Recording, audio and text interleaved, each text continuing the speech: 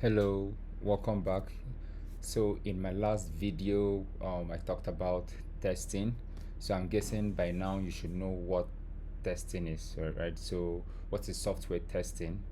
That's for you to go find out. You can check my previous video.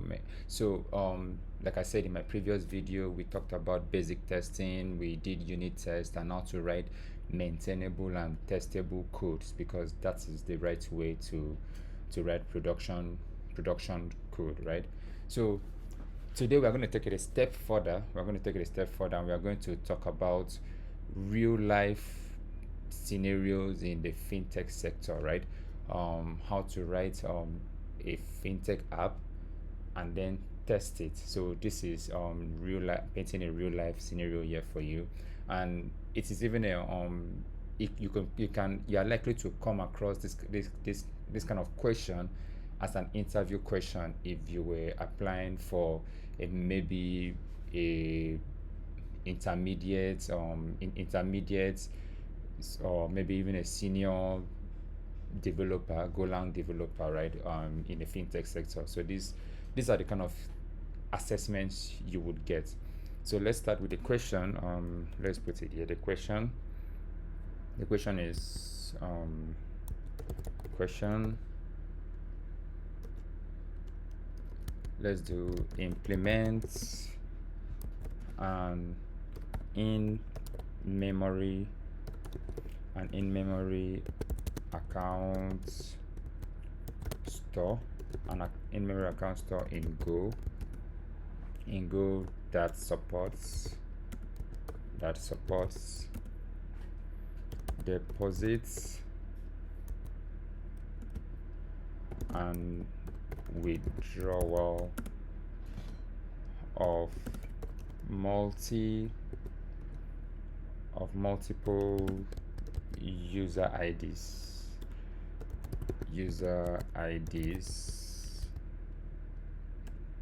So this is what do you call it? This is the question you might be asked to do. So let's just say the requirements. Okay, let's come here. Let's take another step. Requirements. So this, they might want you to do something like this. One, so for your deposit, you might do deposit that takes in a user ID and an amount. That's what your deposit is going to be. When it takes in a user ID, you credit the amount to that user, right?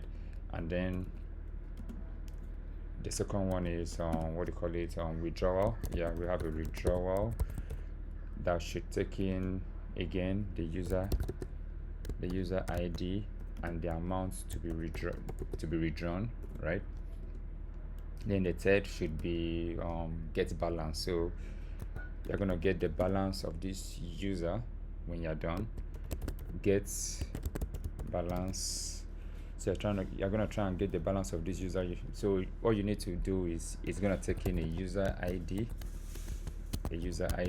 and then returns the amount to you, right? User ID then returns amount to you. And then the fourth, okay, that should be it. And then let's see, the fourth one. We should also try to, okay, we're also going to do Go routine and concurrency stuff because we have done it in my previous videos. If you haven't check out my channel, please, you can do well to check out my previous videos on concurrency and Go routine, right? So we're gonna do also implement process batch, which takes in an array of let's just call this operations, right? Let's call this operations, which takes in an array of operations. An array of operations might be what you want to do, like whatever you want to do. You want to do withdrawal, you want to do deposit, you want to do just get, like any operation you want to do. So you takes in the array, and what it's going to do, So implement this, which takes a list of operations and runs them concurrently, right? So this is, and then the finally, yeah, 5 write tests. So this is what we're going to try and do. We're going to try to see how much we can cover with this, right? So first thing, you're going to have to take notes in this assessment or in this real life scenarios. We are talking about implementing an in-memory account store. Account store in memory. So whatever you're doing, you don't really need to deploy a database, because in the real sense of it, in real life you're going to have to deploy a database for this to keep track of all this, maybe Postgres, SQL, or in some accounting database if you may, Tiger B2, right? But now we are going to have to stick to having it in memory. So how would you think about doing this? So the first thing you would think about in doing this would be to do maybe so there are ways to think about doing this. You can put a constant an in-memory variable, a global variable. You can do a global variable, maybe make it a maybe say var database, and then you do it. So since you might want to be keeping track of the user ID, and then you might want to be keeping track of the user ID and the amount, so you're going to be doing maybe a map of user ID should be a string, map of string, user ID should be a string, and then the amount should be a float. It doesn't really matter. So you might do this, and then you start writing your code. In this, what you might want to do is, let me just give you an example of a deposit here. So for here, you might just do a func deposit, and then you are just taking in you're taking in the user ID, which is a string, and then you're taking in the amount, which is a float 64, and then let's just assume you are returning the amount back, the user amount, or let's just assume you are just returning error. Let's just return error, right? If there's error, you return error. If there's error, you return error. If not, it's good. So now, basically, this you might be thinking like this. You might be thinking in this way, right? And then you do things like, okay, database of user ID, so is equals to it's plus equals to you're adding, instead of just saying it's equals to the amount, because if another deposit comes in, it overrides it. So if you do plus equals to, that means it's going to keep adding. This like saying the initial amount plus the amount that is coming in, so plus amount. So this would be it, and just return nil. If there's no error, you return nil, right? So you might be thinking of writing it like this, but this is the wrong approach.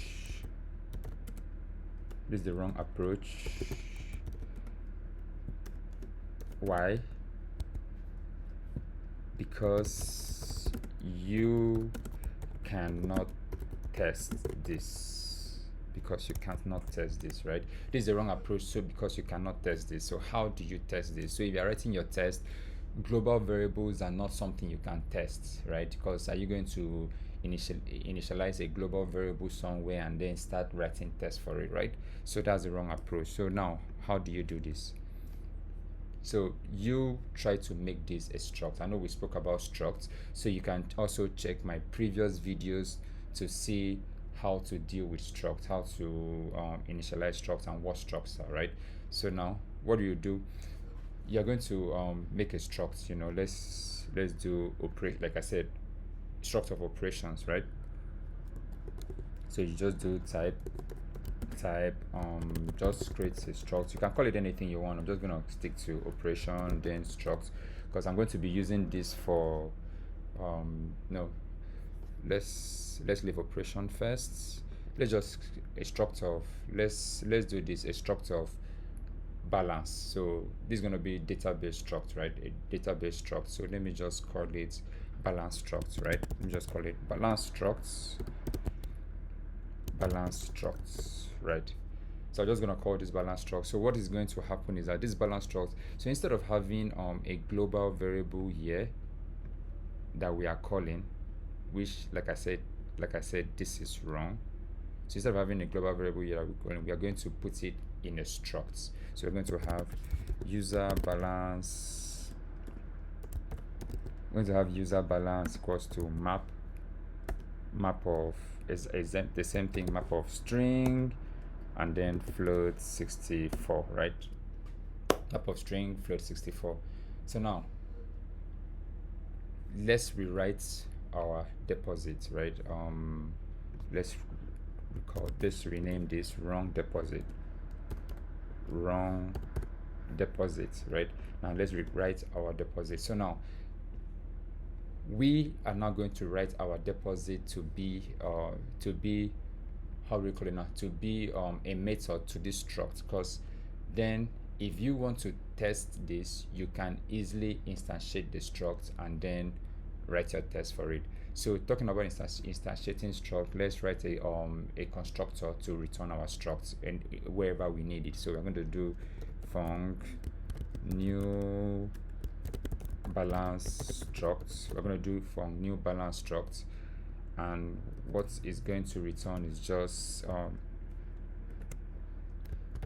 the balance struct here. We're going to just return the pointer to the balance struct. So and how do we instantiate this struct? We just have store. We just do store is equals to make. You have to initialize your map, make map. We're going to make that map. I think I've covered this in some previous videos, so if you need me to point you to it, just indicate. I'm going to point you down there. So you're going to do map of string, then float 64, right? So all you have to do is you're going to return this, right? You're just going to return this, return a pointer to balance structs, and then the balance struct it takes the store, right? And that's all. So what this means is wherever you need to call this method, call any method that is attached to this, you just return this constructor, right? You just return this constructor and everything, and you have access to all your method, which is easier because you can test it, right? We're talking about writing testable codes, right? Like I said, correct testable code. So we're talking about writing correct testable codes here, right? So now let's rewrite our deposit, right? Which is basically easy. So right now all you have to do is write it as a don't want this. All you have to do is write it as a method to we're going to just write it a method to, let me just call this b, a method to the balance struct, and that's all. A method to this balance struct, and then you just deposit, and then you're returning. Let's just do this. Let's see if we can return the amount, which is a float 64 and error, right? Let's just see if we can return that, right? So now, because I could easily just write, we can easily just do this. user ID. So I'm going to while we are coding this, we are going to have to think about or talk about how the thought process works when you are actually in an interview, or you're in a coding the coding experience. So how do you think? Nobody expects you to cram things and pour, or when you're trying to work or build a project, right? So this is how does this work. So we're going to start. So you can easily just do, okay, fine, we're going to do string, user does this string, and then we user ID is a string, and then the amount is, obviously we already know what the amount is. It's going to be a float 64, right? So we know the amount is going to be a float 64. So we can easily just do this. You can just do, since you know that this is your struct and this is who this is the database in your struct you are working with, I mean your user balance you are working with, you can easily just do b dot user balance and have access. So this gives you access to so now when you have the user balance, you have access to this user balance. So now you can easily just call it on this user ID the same way we did it here. So you just do user ID, like I said, you just do user ID is equals to, is the same as saying user ID is equals to this user ID plus amount, right? So it's the same as doing what we did here. You know, what we just did, plus equals to, you know, amount. So it's the same as saying whatever is in this user ID, should be whatever is in that user ID plus the amount, so it doesn't override. But I think I prefer it this way, you know, just do plus equals to amount. So, and then you can just return, you know, return the user ID, return the user ID, so that we now know the amounts that the user have, and then nil, since there's no error, right? So this could work, like this could work. But then what I would advise is, because you should find a way to create a struct payload, because you're not just going to be writing deposit, you're going to write withdrawal, you're going to also implement a get, and you're also going to implement this. So, and this is supposed to be taking a list of operations. So I would advise, we should, instead of passing this in like this, we should create an operation struct right about here, a payload, operation payload, which is a struct. And then in that operation payload, we just, what you need the user ID, which is a string. I mean, make it a JSON, because you are going to have to, if you are going to call it outside, if you're going to be calling it, you know, exposing it to the front end, it needs to be a JSON, right? These are things we should have known by now, right? And then we now have amounts. Again, amounts we already know is floats. Again, making the JSON. Omit empty. I hope you guys know what omit empty is. If you know, please can you just help us out with the response. And then another thing, like I said, is going to be used for, it's going to be used for deposit, it's going to be used for withdrawal, it's going to even be used for whatever stuff. So instead of having to be writing them out, so you can just have type here. Which is going to be a string, which is basically saying, okay, what operation are we trying to do when we are passing this in. So now what we're going to do, we're just going to pass in here, we're going to pass in a request here. Let's call this request, and then call this operation. So when you pass this operation here, so all you're going to do is you're going to get the user ID from the request. You're going to get the user ID from the request. You're also going to get the amount from the request, and then you are also returning user ID, right? So voila, this is your deposit, right? but something is missing, right? Something is missing. So I don't know, can you tell me can you guess what the problem is with these deposits? Can you? Well, maybe you did, maybe you didn't, but the thing is, a race condition can occur here in such a way that if different people are using this deposit, if the same users are using this deposit, right, the same user is trying to deposit multiple times, right, there might be race condition. Race condition happens in concurrency, in which some figures are overridden by the code might be so fast that some figures are easily overridden, right? So how do we guide against race condition? Like I said, I've treated this in my previous video about mutex and weight group and stuff like that. So I'm just going to go ahead and code it. So yeah,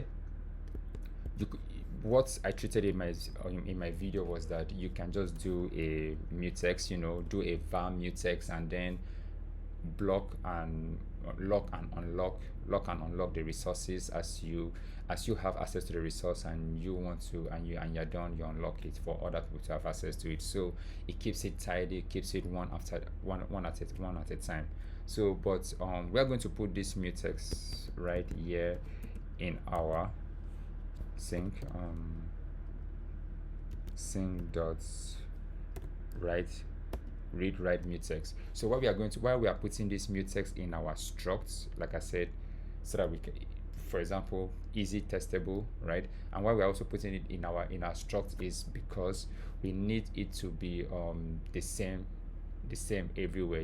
Like you need it to be consistent. You need this mutex to be consistent. You can't just put mutex here in your deposit, so when the person runs deposit, yeah, it's not consistent. Because if there is another deposit, we're going to have to spin up another mutex, right? So it's not consistent.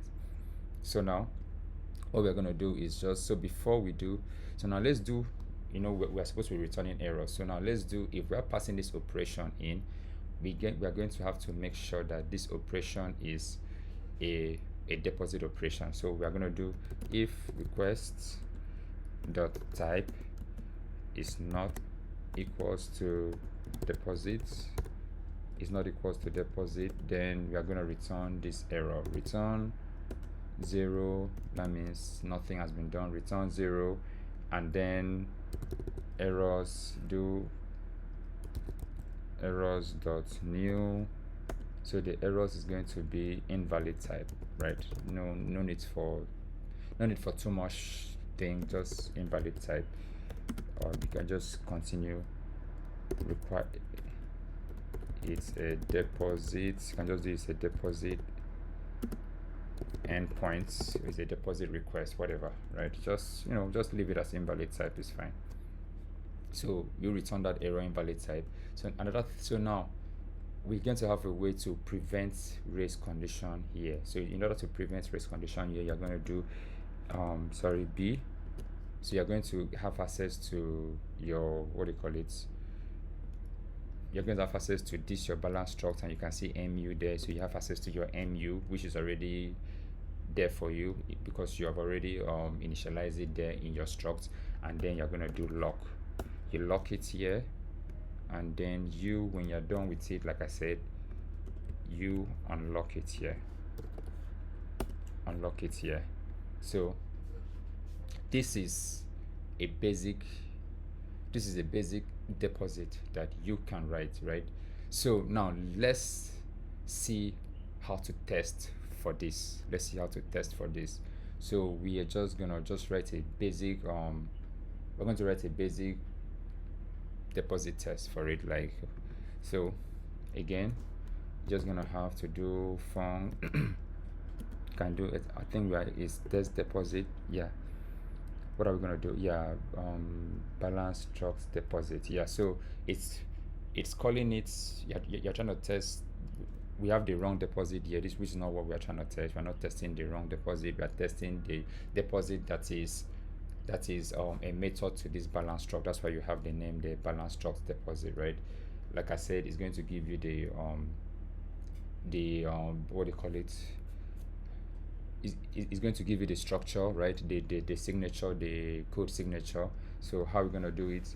So now we're going to now have to, like I said, using our constructor new balance, we're going to have our database or balance available here. So we're going to have new balance structs, which is just going to give us a balance here. Now whatever we can test, whatever we are testing, we can verify it with what the balance should be, right? So that's why I said it's important to write testable codes, right? Codes you can test. So now if we do tests, this is just, we have done this before. We do test, and then we do struct of tests, and then we have the name. We have the name, which is string. Then we have what do we have again? We have the request, which is we know the request is meant to be operations. Operation is what is being passed in, and then the third thing you need is the expected result, right? Expected results, right? Which in this case should be floats, right? In this case should be floats because you are getting a float and an error. So what you're expecting is the floats, right? That's the main thing. Then let's populate this. Let's populate this with how many? Let's just do one. Let's just do one test, deposit test. So the name should be name of this should be deposit tests.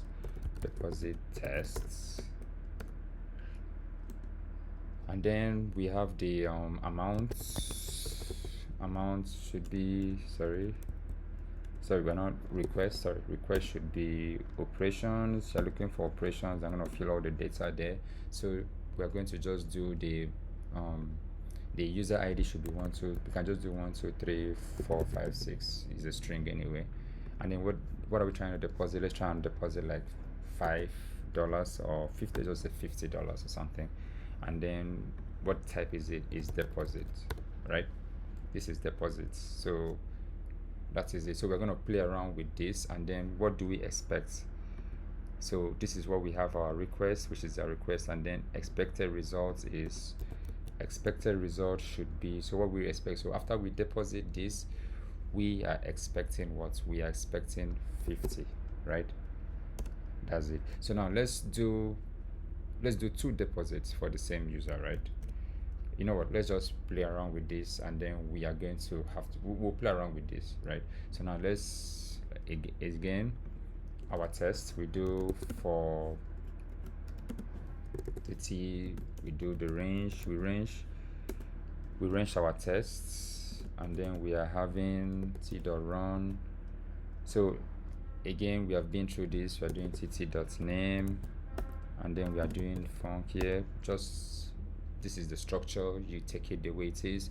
Func, testing.t, testing.t. So what you're doing, you're now calling this, you call it here. So what you have here, you call it let's just call this balance, because we're expecting a float and we're expecting an error. And then we are going to call this as a method to this new balance struct. Obviously we know that. So balance struct dot deposits, and what are we taking in? What is it taking in? Is taking in the operation.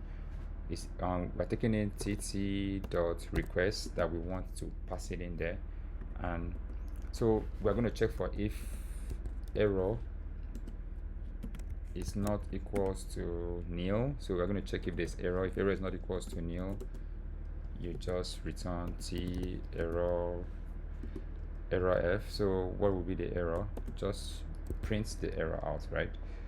I'm just gonna print this error out. So if you have any question, if there's something you don't understand that I'm doing, just feel free to put it in the chat, right? Print this error out, and then once you have taken care of the error, then check if balance is what we are expecting, right? So we do if bow is not equals to tt.expected results, we are doing t dot, again the error, we do expected, what are we expected this, we expected this, v, but got expected this, but got this. So we expected result, we expected t dot expected results, but got balance, but got bow. So yeah, this is, like I said, this is it, right? So we can run this would pass. First of all, this would pass. So let's run it as it's passing. Then we'll now start to introduce errors and bugs that could make it fail, right? So if you run this,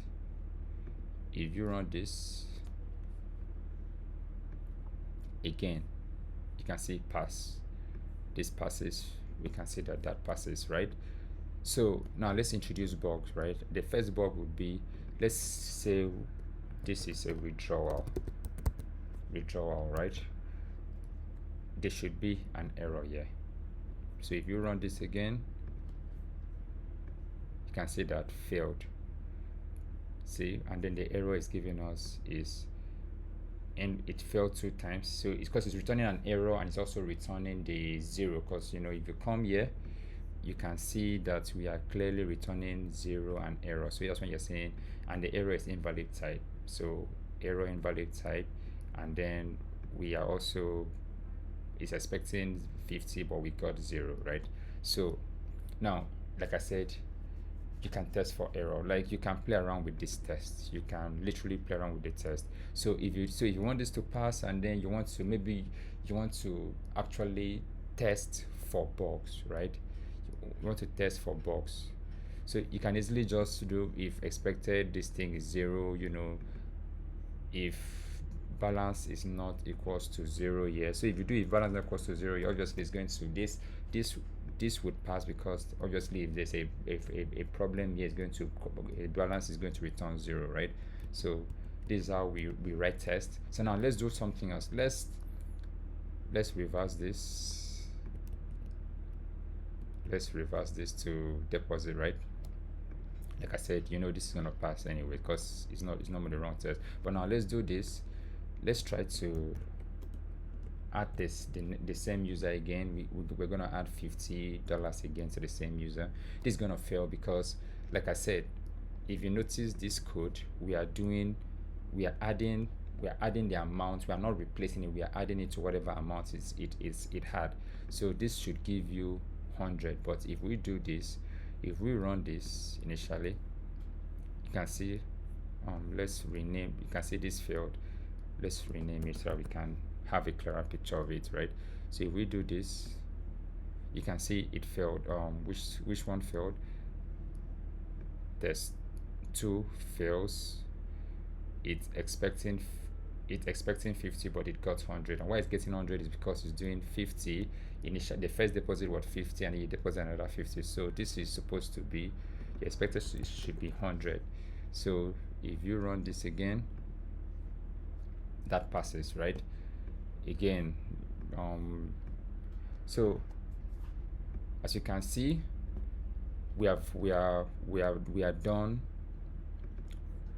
As you can see, we have treated this requirement of our Fintech in-memory app.